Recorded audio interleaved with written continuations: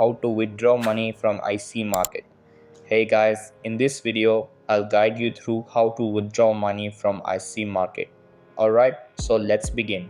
Now, in order to withdraw money from IC Markets, the first thing you want to do is head over to the IC Markets website and you just want to sign into your account. Once you are signed into account, you'll be able to see these options on the left hand side. And we want to look for this option which says withdraw. So we can simply click on that. You will be taken to this withdraw page. Now the first thing we must do is actually read all of this. And as you might have seen right here, it says you must add your bank details here if you're making a withdrawal request for the first time. So what we need to do is actually click here. And here's where we can start entering into our information. So we can choose between a local bank details or bank details. And by default, the country will be selected where you live in. And we can just start filling out all of this information. So your account name will already be pre-filled because that's the name that you signed up for an account with.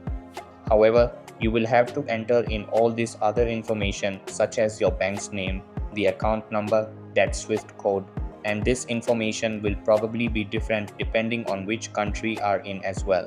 So you just need to enter in the relevant details here. And you'll also want to make sure to choose the select currency. From there we can click save and we can go back to that withdrawal page we were just on. So from here we can choose our withdrawal method and they actually give us a few different options. From there we can choose the trading account which we're trying to withdraw from, and you then have to choose how much you are trying to withdraw.